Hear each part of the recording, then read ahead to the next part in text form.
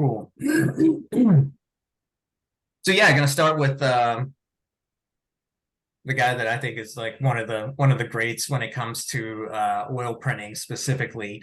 I don't think Robert Demachy did Bromoil, but most of the work that he did was in Rollins, and prior to that was gum bichromate. He did a lot of stuff in gum bichromate. This guy was very accomplished. Did a lot of writing, worked within a lot of different groups. And the way that I created these was I'm outlining, I basically have these four bromoilists in order of timeline. So we're going to start with Robert Demachy, who's the oldest, and then we'll go to the youngest artist. But he was a French pictorial photographer back in the late 19th and 20th century. And he began kind of experimenting with photography around 1870. And then in 1882, he was elected into the French Society of Photography. And I think that was, let's see here. That is this dapper group of men here. Well, I'm gonna turn my webcam off to try to preserve some. There we go. Some bandwidth. Cool.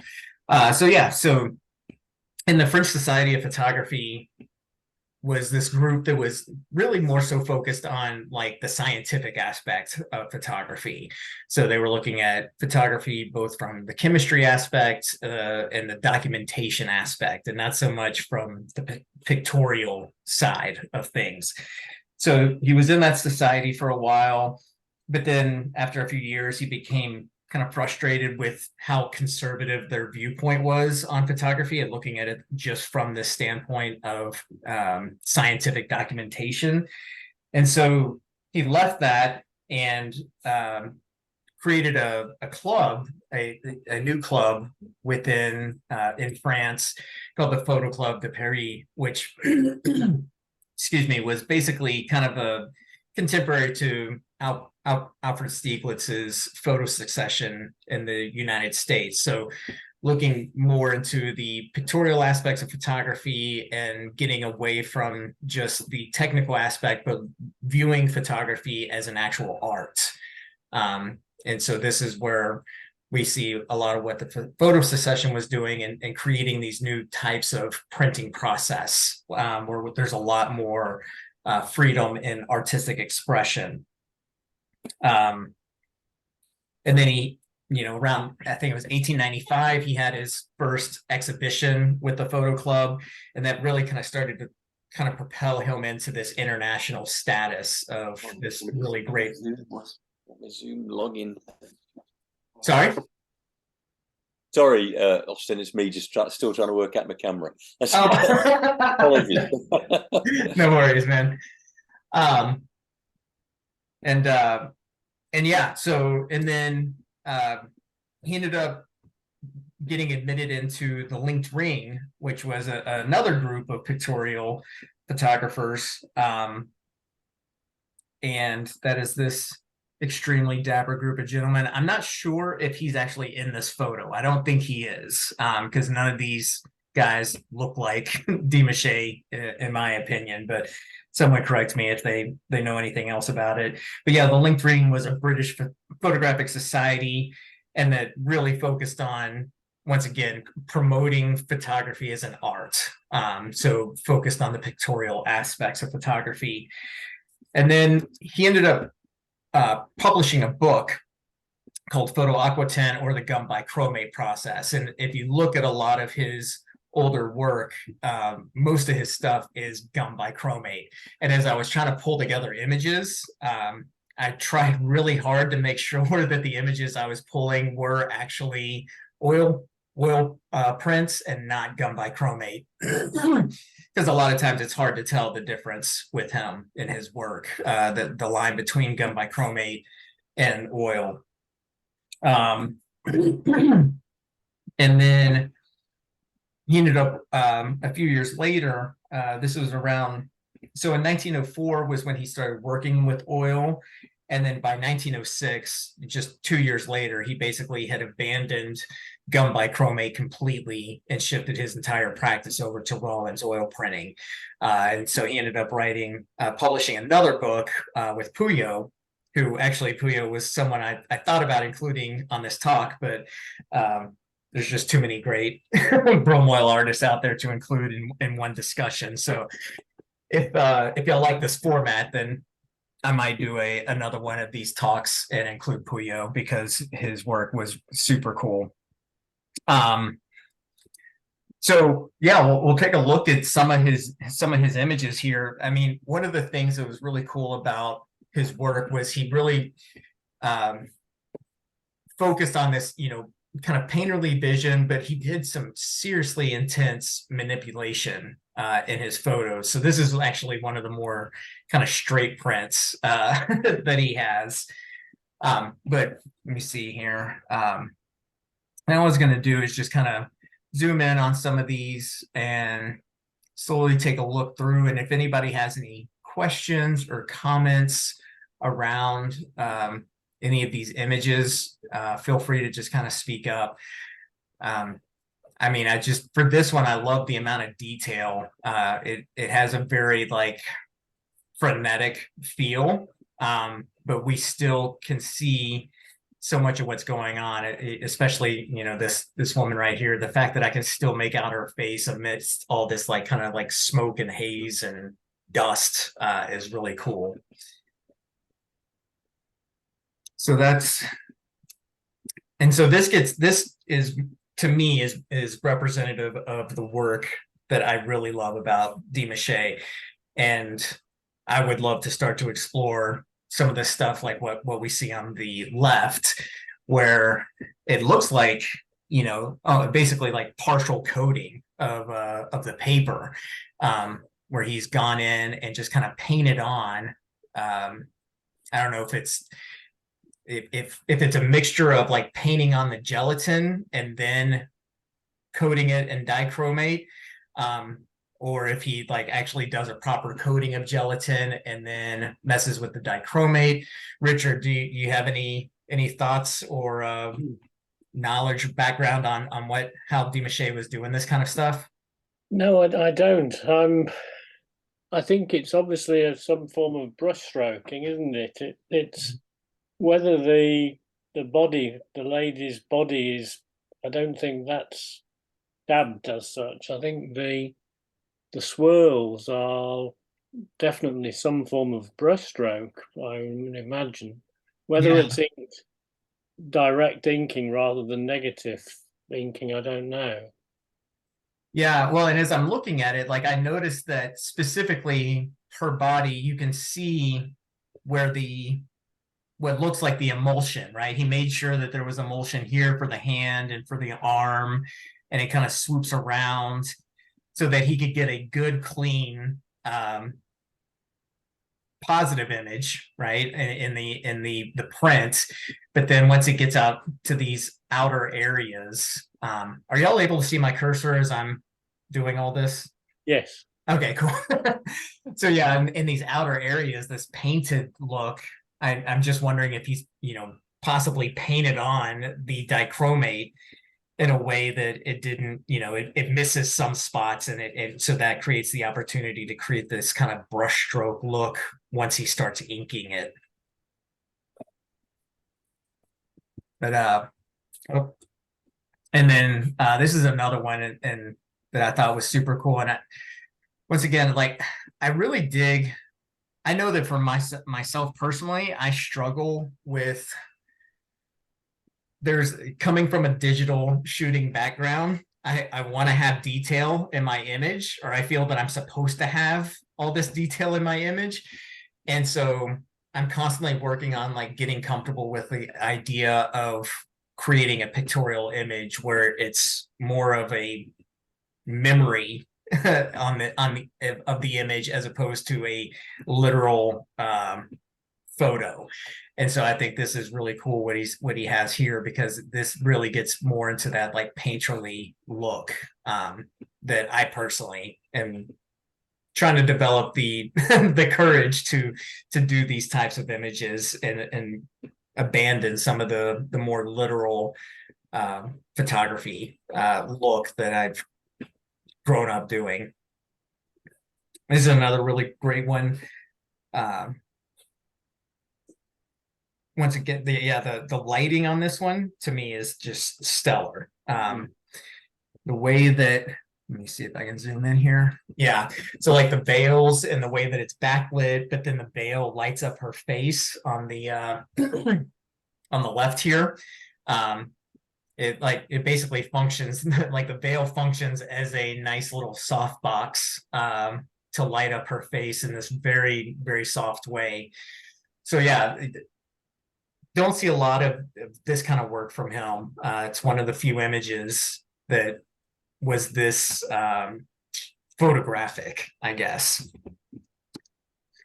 And then as I was going through some of his work, what I started to see was him coming back to these recurring themes or images where he keeps attempting to do these images in different ways. So in this one, we have two different models. So it was obviously shot at two different times.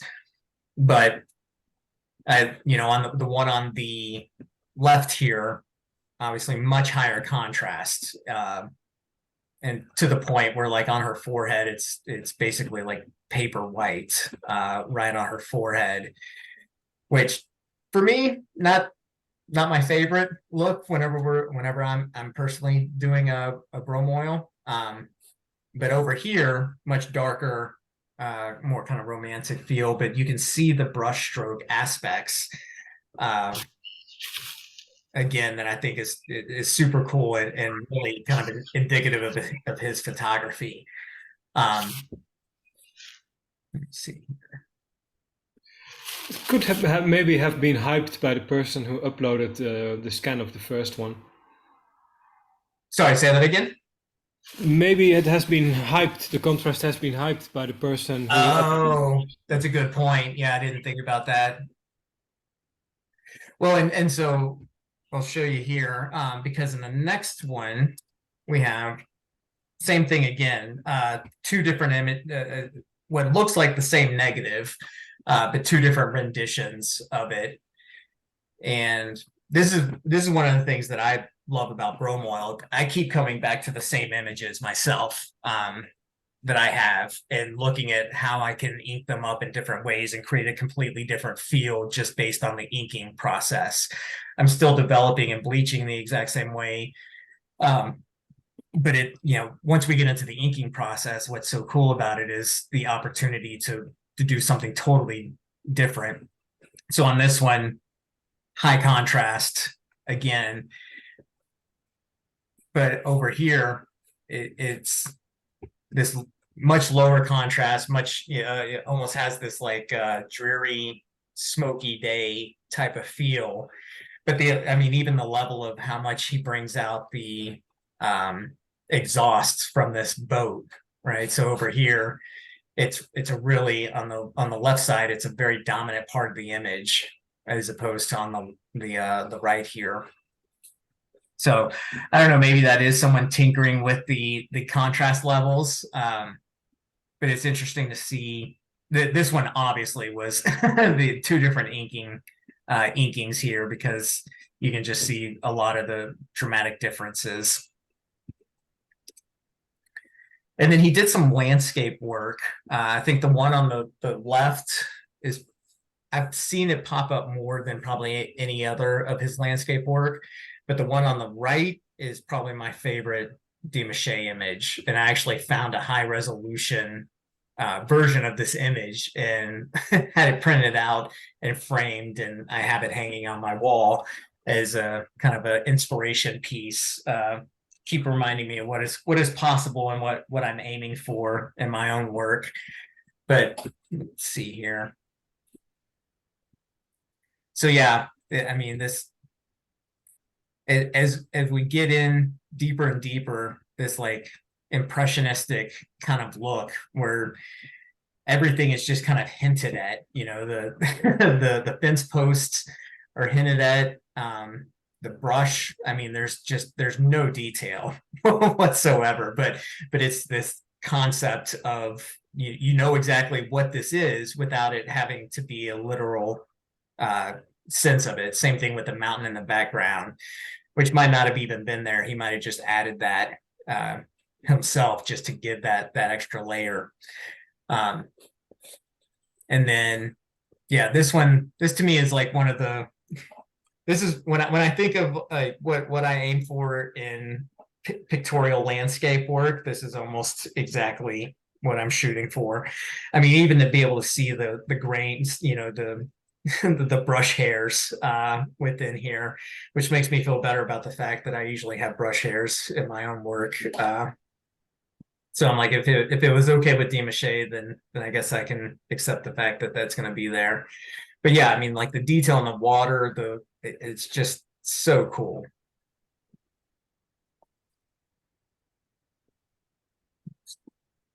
It looks quite a textured paper as well, Austin, doesn't it? And yeah, it really does. Which is something that I personally would like to experiment with, because yeah, you can actually see the texture of the paper on here, which I think gives it another kind of level of depth. So I haven't messed around with that. Is that something you've played around with, Richard? And I usually only use cold press, but I mainly use hot press for most of my images. But if I want more texture, then it does give me a lot more stipple, if you like. But that looks a bit more linen-like, doesn't it? Yeah. Right, and even getting that linen type of paper, and then once you put the gelatin down, I would assume the gelatin would be so thick that it would basically remove the texture of the paper. Is that not the case? No, I don't find so, no. That's great. I think if I want more of a textured image, then you lose quite a lot of the apparent sharpness. If I did the image on hot press paper, which is much smoother, then if I did the same image on cold press, even if it's the same manufacturer of paper, which I mean I use Bockingford, then you get an apparently more grainier image with the cold press because it's so lumpy, you know. Right. So yeah, so that's Robert Demachy. Yeah, before we move on to the next artist, anybody have any questions, comments, observations they would like to share?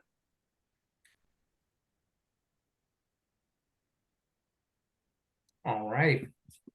Yes, if only we knew how he did it. So the next one, Joaquim Pla Janini, I believe is how I pronounce his name. So he was a Catalan pictorialist from the Catalan region in Spain, and so born in 1879, took up photography around 1898. He was a doctor, so he had his medical degree, practiced medicine from about 1903, and then retired early in 1931. And at that point, basically did photography and Bromoil work full time once he retired from medicine. And his work is really interesting. It deals with a lot of different types of themes around folklore and religion and customs, and a lot of like also seascape, because he was close to the coast, so he has a lot of seascape images. And what's kind of interesting about the timeline of his work was that he was a pictorialist later in the pictorial movement, and really kind of after the pictorial movement. So where pictorialism was starting to kind of die out in the 1920s within Europe, for the most part, was starting to fade out. It was kind of getting a resurgence within Spain. And so from Spain kind of had, from the 1920s into the 1930s, this kind of secondary resurgence within pictorialism.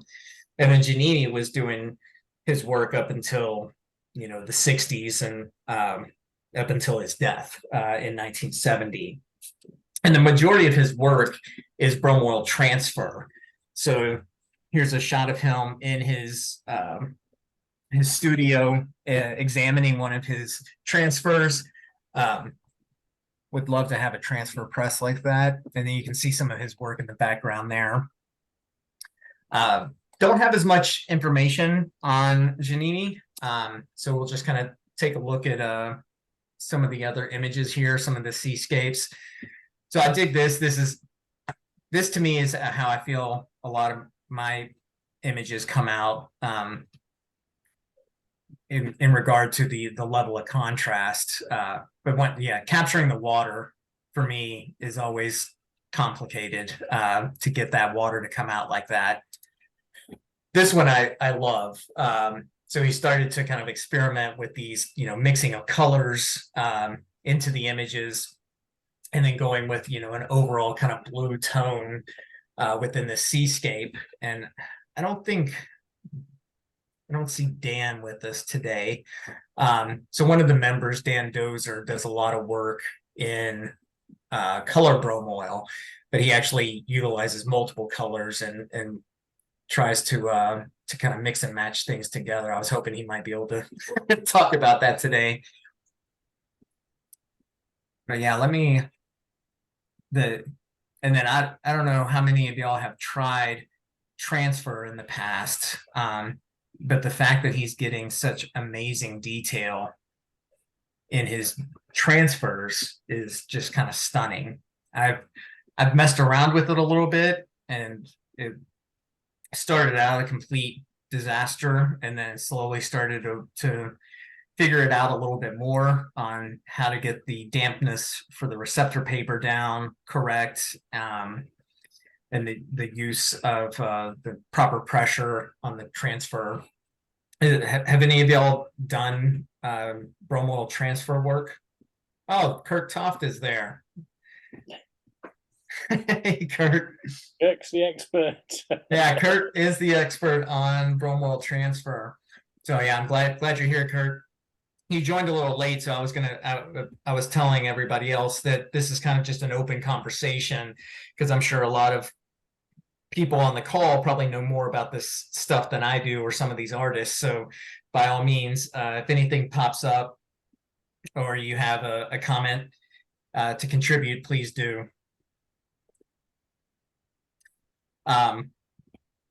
Moving on. So this one is really interesting. This is this triptych that he developed. And I think this gets back to kind of like the folklore aspect. And I don't know the story behind this piece, but I love, you know, it has this kind of classic triptych element where it has, you know, the arch in the middle frame. He uses that arch a lot in his different bromoils, so it creates this almost like Renaissance-esque type of feel.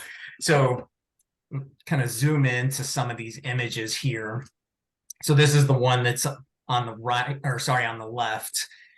And so we can see some of these kind of ghostly figures out on the rocks here. And I can't tell if up here, if this is reflection of something, or if that's actually how it was inked up, where there's this kind of like white, I don't know if it was supposed to look like that. To me, it looks kind of like a reflection from the photo. And then going over to the middle image, I think this is just crazy cool. I'm imagining the model underneath the sheet here, and him instructing, okay, I want you to hold this skull up, and we're going to drape the cloth over it and get this this image. But you can see that also there's models, you know, bodies on the rocks. So, you know, kind of what I imagine is that it's almost these sailors who have been kind of washed ashore, and not sure if this is death coming to get them, or if this is their soul leaving their body, what exactly is going on. But super creepy, very cool concept within the image. And then this one, this is the final panel on the right. And this one to me, just from a execution standpoint, is my favorite panel within here. Not really sure what's going on with this figure and the black ball. That's you know, someone's soul that they're just like stealing off into the night. But yeah, the detail and the folds within the drapes over the ghost, I think are very cool. And then he started to get into doing transfers on color paper, which I hadn't really thought of, but I think it's a very interesting concept to do these transfers, and then it starts to look at different color paper to do the transfer on. This one is a bit more photorealistic than some of the other work, but I think it's yeah, it's an interesting concept with this kind of yellow orange paper that he has here.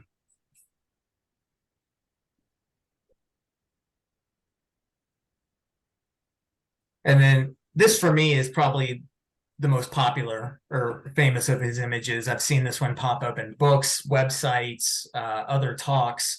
It's a great image, and I've seen other bromoilists actually kind of do their take on this image. So, but yeah, love the complete like silhouette aspect of the figure here. I think that was actually a monk, maybe. I was reading somewhere about it, and I can't remember right now. But yeah, the long shadows, the long light, great balance in the image. So yeah, I can see why that one's like kind of referred to consistently for him. But yeah, thinking about the fact that these are all transfer. Just the amount of time and work that went into doing each one of these. And then this one, once again, kind of has this arch at the top, but I think this is probably one of my favorites from his, mainly because of like the perfection in the stippling. So when I'm trying to, you know, when I'm working with brushes, there's two problems that I constantly run into. One is that I end up having too much ink in one place and not enough in another. And then as I try to fix it, I end up screwing it up even more. So the seemingly perfect application of the ink is awesome. But also the longer we work these images, the more we start to close up the grain, because the longer you hammer away at it or use a roller or anything like that to try to even out the ink, you start to close up that grain. And I love how the stippling and the grain that he's maintained in here. I mean, that really kind of shows like the level of artistry that he had, because he was able to apply it, get the grain or get the ink even, maintain his very, you know, the great like stippling grain, but still have enough contrast and detail within everything. And so yeah, this particular image, I think, from a like an execution standpoint, is probably my favorite of his, because I just keep going back to the grain on this, and it's a really cool story. It's like it's a great story just in one frame. So yeah, even as I'm looking at the cloud here, I mean, just these slight little definitions of the layering of clouds, which also makes me wonder, were those real clouds, or did he did he do that later and add that in?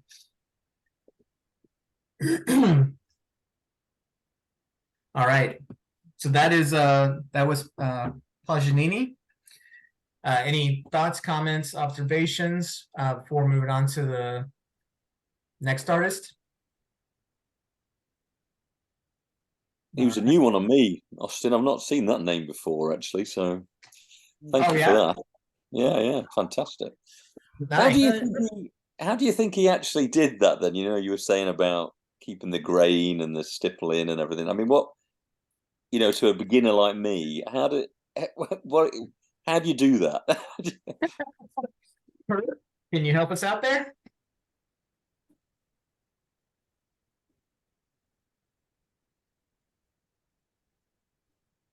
Hey, Kirk, you have any feedback on that question? Yeah, can you hear me? Mm-hmm. Yeah. Yeah. Yeah. Yep. I don't know about this one, but reference the coloured papers.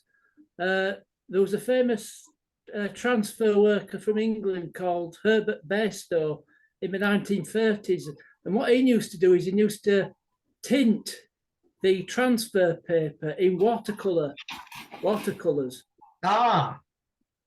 Which is the famous artist Turner. He did the same thing. He used to tint his papers with watercolour wash.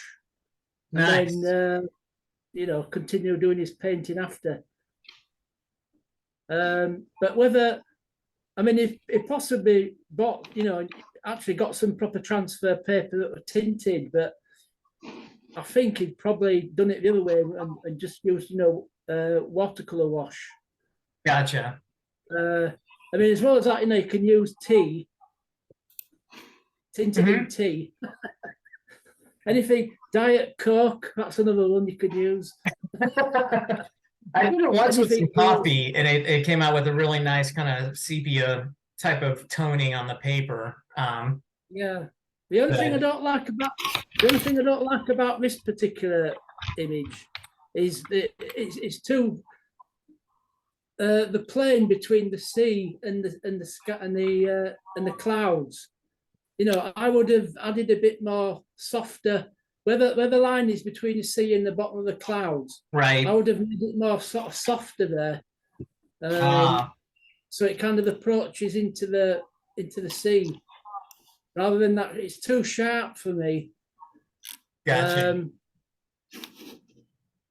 But if you want to soften it, you just use a soft brush and just gently stipple on the edges, and that'll give you a softer edge. Or you can use little cotton buds, which are slightly damp. Right. Just tickle the surface of the pigment, and that takes the pigment off. That's another way to do it. Yeah. And who asked that question? Was that David? I asked the question about this image, actually. It's John here, Austin. John, okay. Gotcha, thanks. I do have a question, though. Mm-hmm. The question is, what I'm new to this. What do you mean with this is all transfer? Okay. Well, Kurt, would you like to pipe in on that one too? Yeah, a transfer, basically, when you've inked up your matrix, bromoil, oil, it doesn't really matter. You then, when you're finished, you then transfer it, you place it on another sheet of whatever paper you wish to use, a receptor paper. At the moment, I use Gampi Japanese tissue, but there's thousands of different types of paper surfaces you can use. And you just basically put your inked matrix on top of the transfer paper, and you can run it through an etching press. You can use you don't have to use a traditional press made for bromoil or oil. You can actually use a modern etching press. They're just as good. Or another technique which you might be interested in is to use a spoon, and you just rub a spoon on the back of the matrix, and that will transfer the ink onto. It's best doing it a small print if you do that technique, because if it's 10x8 or larger, it'd be quite difficult to do. But using a spoon or a handle of a knife, you can do it that way as well. Does that explain what you... You're muted, David. David, you're muted. Realize, sorry about that. So so what happens is that the paper that you actually are hammering with the while putting on the ink is not the actual paper that we as a viewer look at. Is that because that's another step? Is that what I understand correctly now? Yes. I'm not sure what you mean. Yeah, so basically, as you can see in this image with Janini, he's standing in front of a what looks like an intaglio etching press. Yeah. And so he gets the bromoil completely inked up the way that he likes it, and Yeah.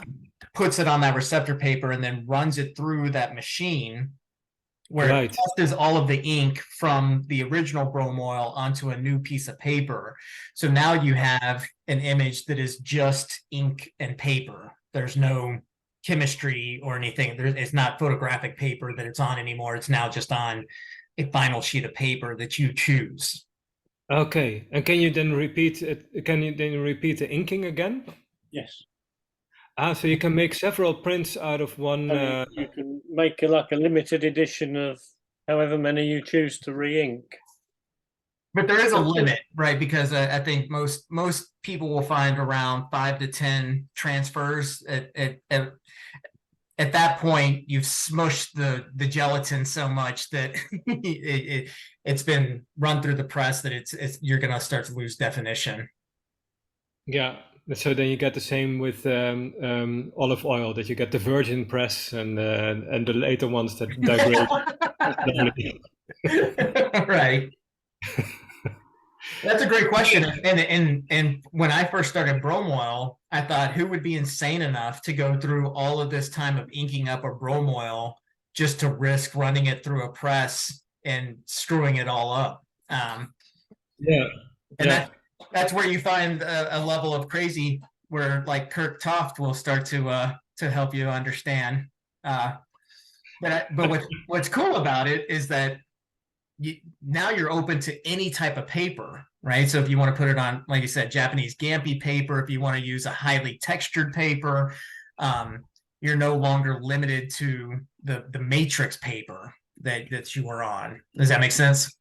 Yes, it does. So the matrix paper can be your everyday Fomapan paper, for instance. Mm-hmm. Yep. And then you can transfer it to whatever you like, including papyrus. So yeah, or do like I've been working on Shinkole, and doing transfer for Shinkole. Interesting. Nice. Yeah, Megan.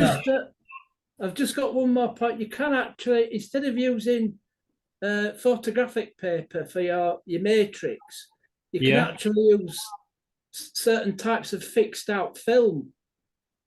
Traditional black and white film. You can fix the film out in plain hypo, and then then you can sensitize it with potassium dichromate. So instead of using paper, you can actually use film, and it's more robust. So you can actually do more transfers.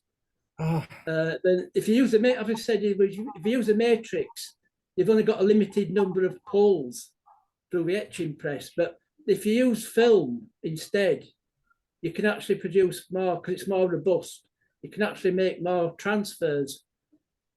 Right. Wait. Sorry, Kurt, you totally lost me there. So you're talking about inking up film? Yeah, instead of using photographic paper for your matrix, for Bromoil, right, you can actually use fixed out film, traditional silver film. Like sheet film, like 8x10 sheet film. Yeah, and then when you fixed it out, you then sensitize it with potassium dichromate. Mm-hmm. And then basically you've got like an oil matrix for the oil process. And then you just do your transfers as normal. Huh. Wow. It's just the only problem is not all film is suitable, so you've got to do some experiments until you can find the right film. Right. Which can be expensive. Yeah. But more robust. Megan, I see Megan's got a question. Yeah, thanks, Austin. So again, I'm also new to Bromoil and work in other processes, but it's interesting to hear about the transfer. So I understand it's transferring the ink, not transferring the emulsion. The question I had, so you say that it breaks down. So how many prints can you get out of, like, if you're inking and putting through an etching press? Like, is it in the like single digit? Is it in the double digit approximately? What do you find, Kirk? You can't really approximate because there's so many different factors, you know, like the pressure and that. At a rough guess, I'd probably say maybe 5 to 6, maybe. I can't really give you an exact number. But let's say around about 5, 5 transfers. Interesting. And I've seen other Bromoil artists do, you know, a limited series of 5 transfers. So that seems right. Definitely couldn't do 30 or 40. On a scale of sort of 1 to 10, Austin, how difficult is it to do a transfer print?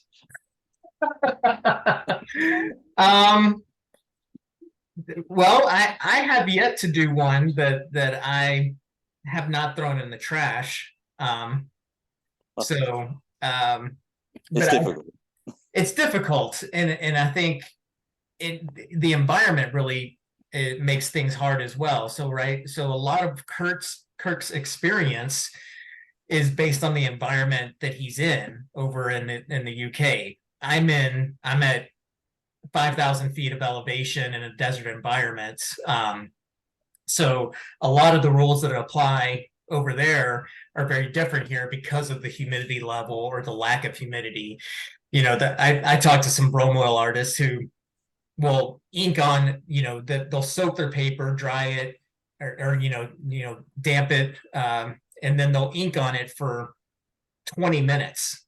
I have about 5 before I have to re-soak my paper because it starts drying and curling up and it won't take the ink anymore. So I've had to kind of develop my own process. So the thing that the issues that I was running into when I was experimenting with transfer was the level of how wet the paper should be. So Kirk, I think Kirk does a process of like creating these paper packs where the receptor paper has been soaked overnight and absorbs the water and is ready. When when I used paper that was soaked, I don't know why, that all my images came out very mushy.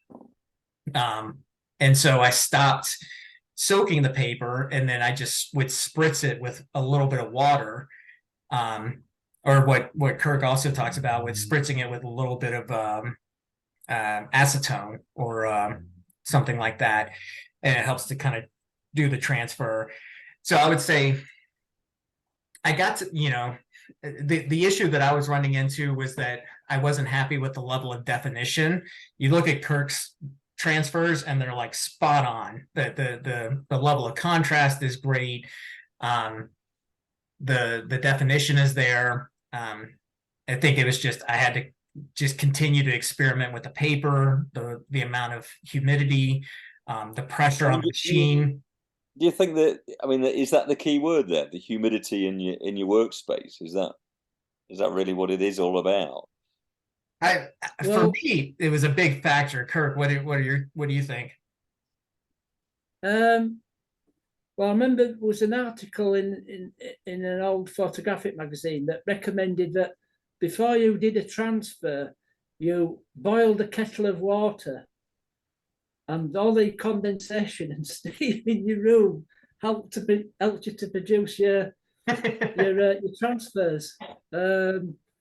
I don't recommend it. The easiest way, don't forget also that if you do a dry transfer, in other words, you don't dampen the transfer paper, you will actually get a more contrasty image. Whereas if you do a wet or a damp transfer, it tends to be softer, but you have more tonality.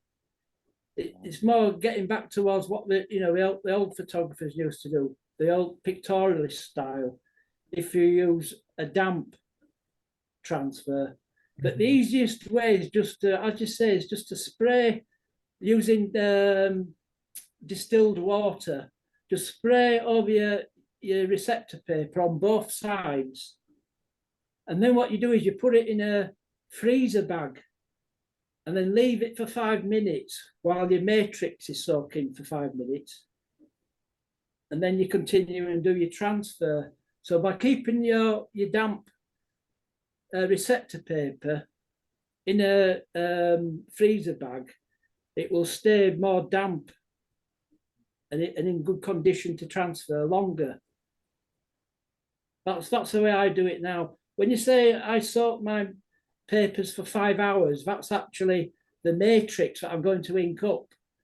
That's not the transfer paper. That's just for 5 minutes. Oh, okay, gotcha. Or the other technique is to use artist's turpentine, just to spray that over your paper. That's the other way. But Gotcha. again, there's a technique to that. If you put too much on, it's just you end up with a horrible smudged image, which is not very nice. Awesome. Nice. Any other questions before I move on to these last two? Awesome. So this is so the next I'm going to talk about is Arthur Kales.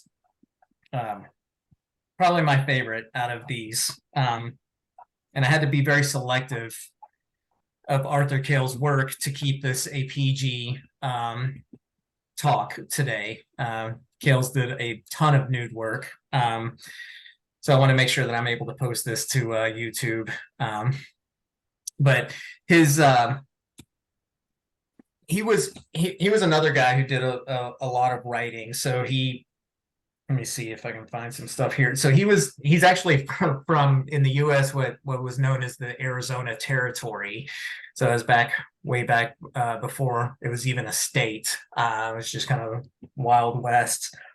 But Kales had a law degree and then kind of left law and became interested in pictorialism.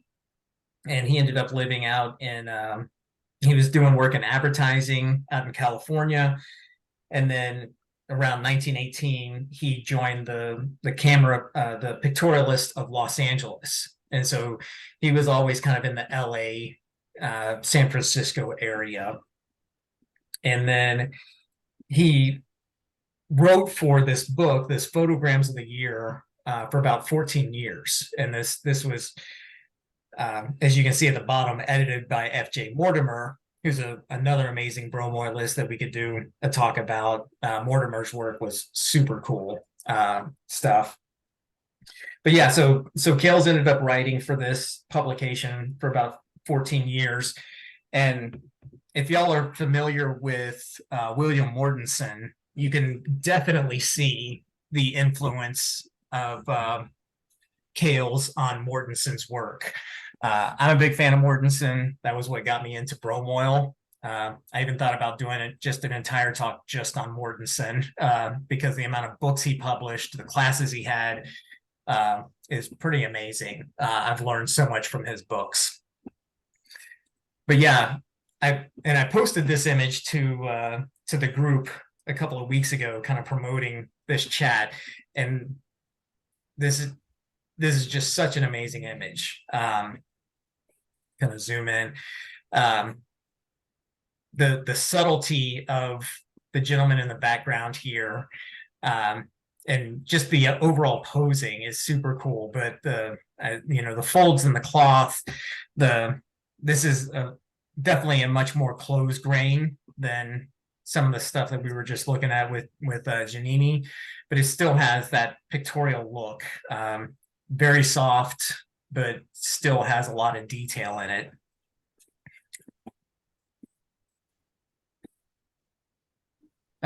So more of his portraiture work. And let me see here. Yeah, getting into like just the way the hair kind of blends into the background. His posing is really, really cool. I love, some of the creative posing that he has here, but then this one's very different. So, shot on a white background as opposed to a dark background, much more kind of like a pencil drawing type of look for this one. And there's a lot of a lot of his work kind of has this type of look. Not a huge fan. Like, I don't like whenever I start to lose detail in the face and the facial structure. Personally, I like to have darker faces like this, which is something that I struggle with, because my faces still come out like this and I don't want them to. So I'm working on burning in the faces a little bit more so that I can continue to maintain that like cheekbone structure in the shadows.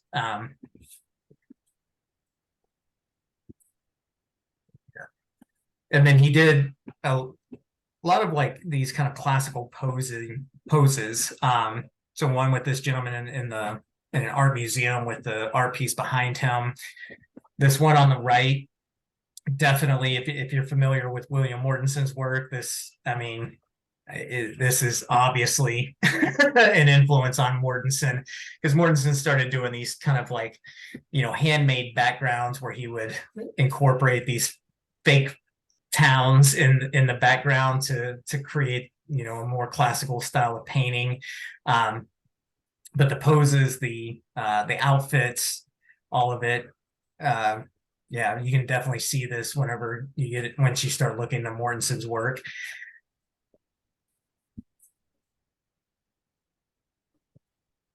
Super cool pose, and the texture of the paper, like Richard was talking about earlier with Demachy, you can really see the texture of the paper come through in this one, which I like. Crazy hand pose, but it totally works. But yeah, being able to see the actual texture of the paper here, I love that. Really soft focus. So we're kind of getting that like little bit of blurring on the whole thing, but that one, very dramatic. And it reminds me of like early Hollywood. So when you think about the Hollywood images from the golden era, but then he's got these landscapes every once in a while that are, to me, are completely different from anything else that he did. He really focused a lot on portraiture, but I came across some of these landscapes and I'm like, this is really cool work. And this one, very photographic in nature.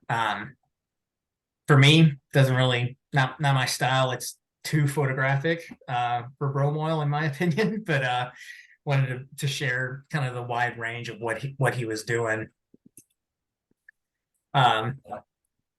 He was doing some interesting stuff with, creating these kind of set pieces, and had this fascination with like witchcraft, which William Mortensen really kind of took the ball and ran with the whole witchcraft type of imagery. But I think about the influence, because a lot of these guys were set photographers on films. So whenever there was a film being made, they would be brought in to do the set photography. And instead of just shooting straight behind the scenes photography, they would actually stage the shoot so that they would have promotional material that looked representative of the film. So that was Kales, and we're just wrapping up. This is the newest, youngest of the bunch. Unfortunately, he passed away a few years ago, Gene Lauder. And I love this guy's work.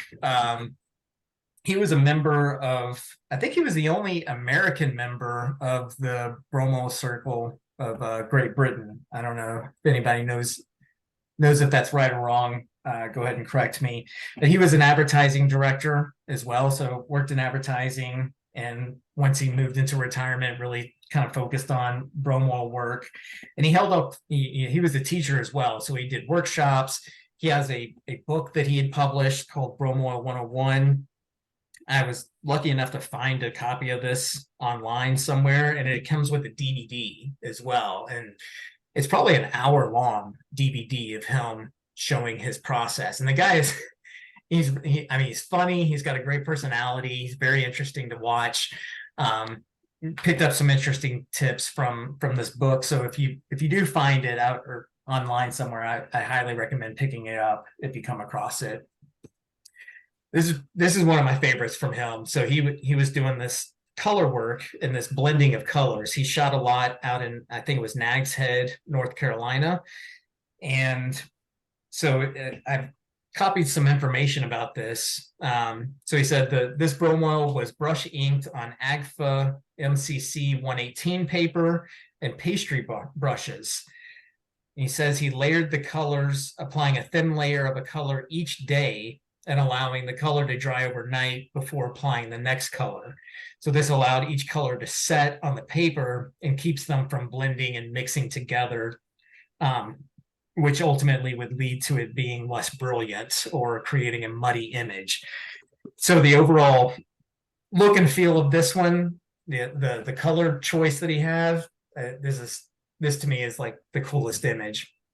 This is another one. This just reminds me of like a cover to a children's book. It's a really interesting story just within one shot. I'm pretty sure that cloud was not there. So that's just way too perfect. So definitely some manipulation going on.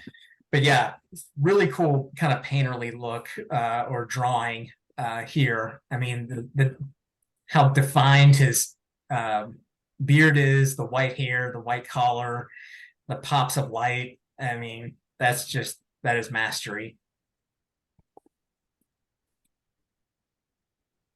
This reminds me of Edward Hopper for some reason. It just has that like Hopper kind of I don't want to say sadness to it, but intrigue, where you're just not quite sure what's going on here. But yeah, same thing with the grain pattern and texture, kind of like Janini. He's got a great stippling look here that I like, where he hasn't closed up the grain too much. Definitely looks like a Bromoil, feels like a Bromoil. And then some more of his color work. And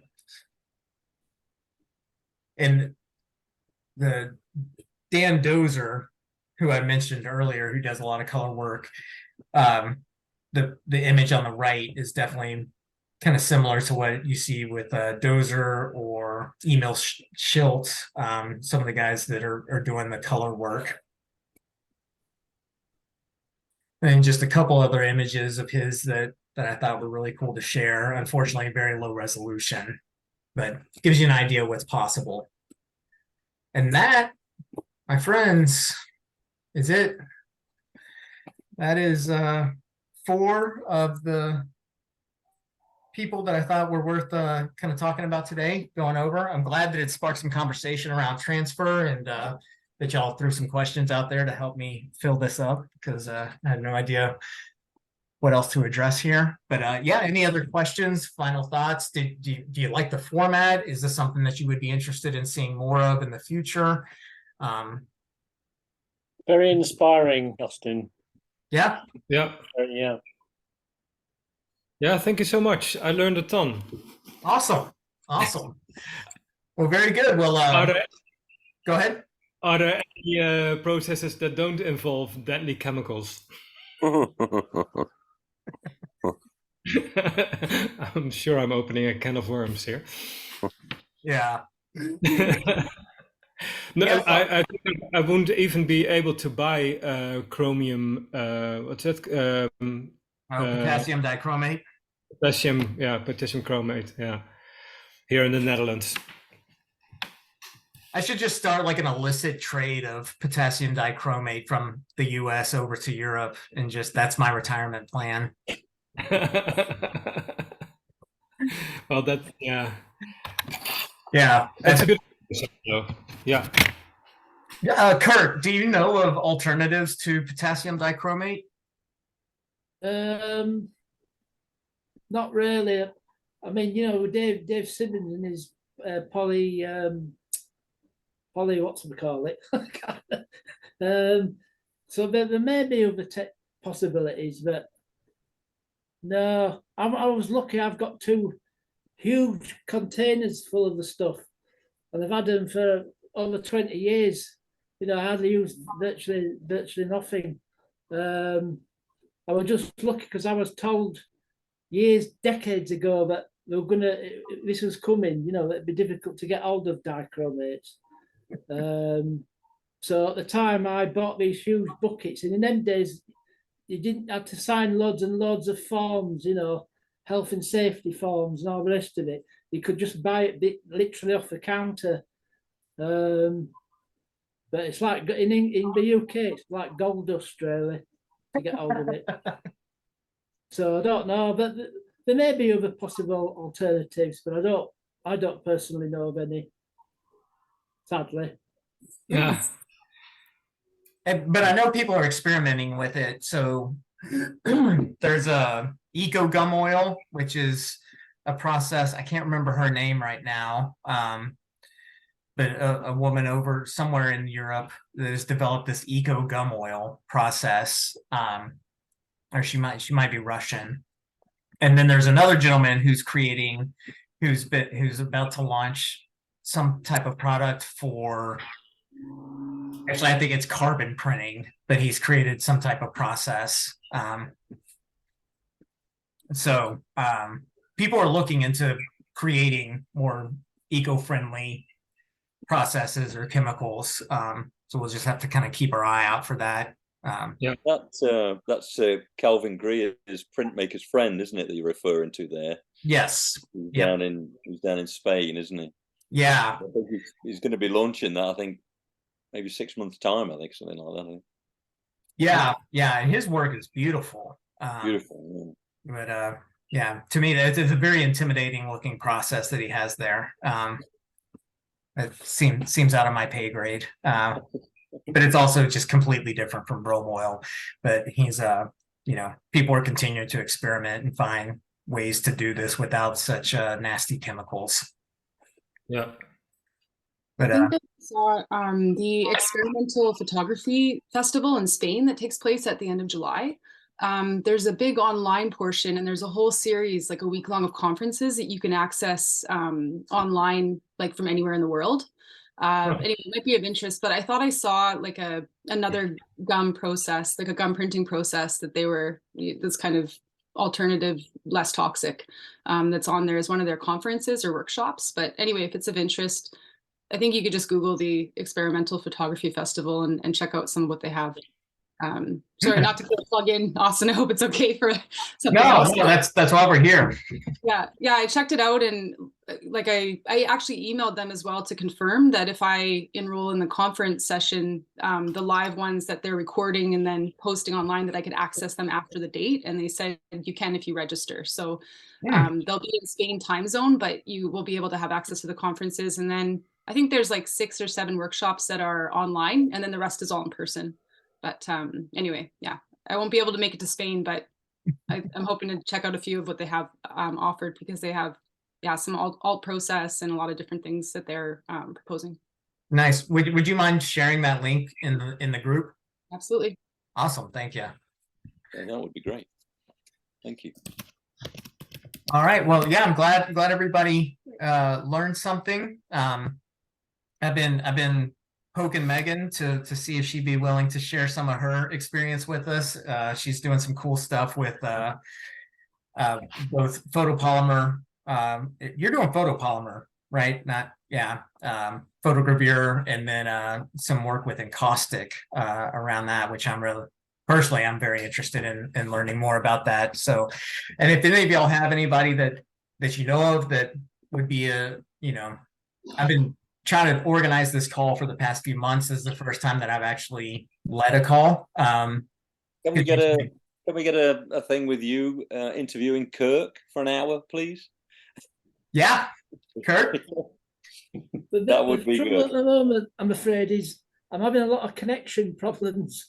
What I need is somebody like David, he lives down the road, to show me how to do this, because for the last few meetings, I haven't been able to connect for some reason. So I managed to connect on the first one and today. Mm-hmm. So at the moment, I can't really promise that I can do this, because until I've got this problem sorted out with connection. And has everybody here seen the videos that Kurt has produced and has on YouTube showing his process? No, I will look it up. I'll share that on the channel because they're fabulous. That was my cheat sheet as I was learning Bromoil transfer. I'm like actually in the studio watching his videos going, okay, now I do this. Okay, gotcha. And so that guided me through at least getting a transfer to work. Whether or not it was a great transfer is questionable, but I got the ink to go onto the paper. So that was Oh, yeah. I only ever saw videos of people hammering papers, like René Smets, who builds his own cameras. He's a legend. That guy is a legend. He is. It's frustrating to watch how quickly he can throw together a Bromoil. It makes it look ridiculously simple. Shot in his own very, very beautiful cameras. Yes. Yeah. It really made me question when I first saw a video of him doing a Bromoil. I thought I am doing something wrong here because it takes me, an hour to properly ink up an image. He does it in 3 minutes. Throws a coat down, hammers it out, bam, done Bromoil. I'm like, come on, man. but yeah, would love to get Renee on, but I don't know if I can track him down. Kurt, are you friends with Renee? Sorry? I'm Facebook friends with him. Say that again? Rennie. Oh, no, I did actually meet him in Paris, but no, I don't think he speaks any English either. I think it's Nope, he French, doesn't. Belgian. Oh, he doesn't speak English? Okay. Yeah, that makes it tough. You then, Kirk. Yeah, I translated the back a few years ago. I translated a series of him about making bellows for cameras. But he has since picked up a bit on English. I'm not sure if he speaks it, but he had trouble writing it at least. I think he understands it if people speak it. Yeah. Oh, yeah. He has his drawings that he does, and they're in English. Yeah, a bit broken English, but yeah, good to understand. Good enough. Yeah. Yeah. Get the message done across. Yeah, works for me. That's definitely cool. Well, so I'll ask of people is keep your eyes and ears peeled on any potential topics that we can address, or if you have anything that comes up. I mean, for the most part, every time I throw the question out to the group, like, what would you like to learn more about? Everybody says paper. And the harsh reality is there just ain't any paper. You got David Lewis's stuff, and some people are having success with FOMA. Other people are having success. What do you have there? Oh, where'd you get that? So this is interesting. I've had these 2 packages of Coda bromide for like probably 7 years, and I've never known what to do with them because I don't print bromide. I don't do Bromoil yet, so I'm kind of squirreling them away in here. So are these good options? Wait, I've never used those. Have you used those, Richard or Kurt? No. Okay. Only one way to find out. Only one way to find out. Yeah. Yeah. The only advice I can give you for using old papers is, and this is what David Lewis does, is to soak your chemicals and papers at a higher temperature. Okay. A very high temperature.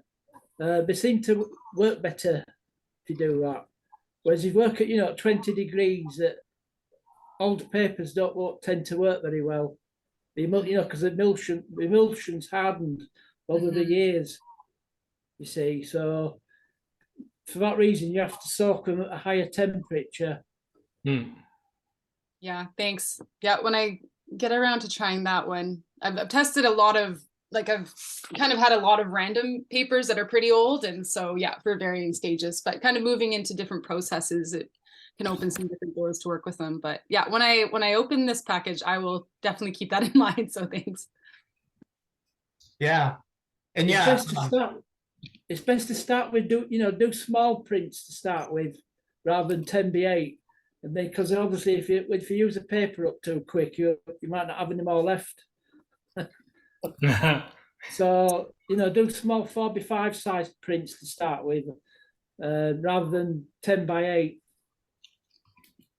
Because as I say, once you've used the paper up, that's it, it's gone. This is the advice I got here from a few friends is don't, be careful. And if you like it, don't get too emotionally attached because you might not find any more. Exactly.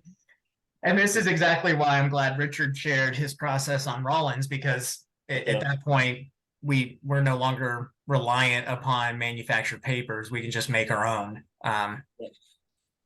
So that's a process that I've tinkered around with, but definitely have not dialed in to the level that Richard has it. And I think it comes down to figuring out the exposure time with my specific UV setup.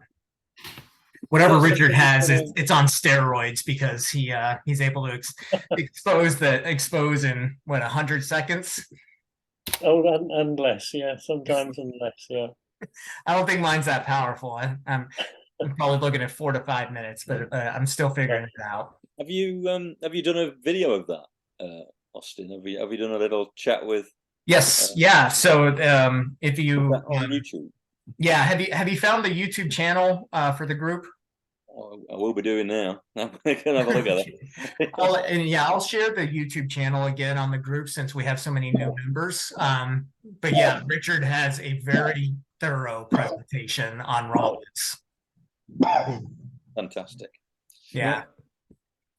Cool. All right. Well, I'm going to go ahead and wrap up. We went way over, but this has been an awesome conversation. So thank you all for joining.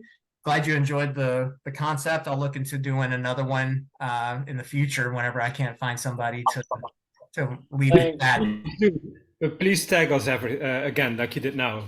So it was due to the tag that you did that I got into this Zoom call. Thank you very much. Yes, sir. Definitely. Thank you all for joining, and we'll see you again next month, hopefully. Thank you, Austin. Thanks for doing that. Fantastic. Hey, Steve back, as I say in Scotland. Awesome. Take care, Kirk. Nice to see you. Yeah. Okay, Take care. Bye, everyone. Thank you, guys. Thank you very much. Thank you.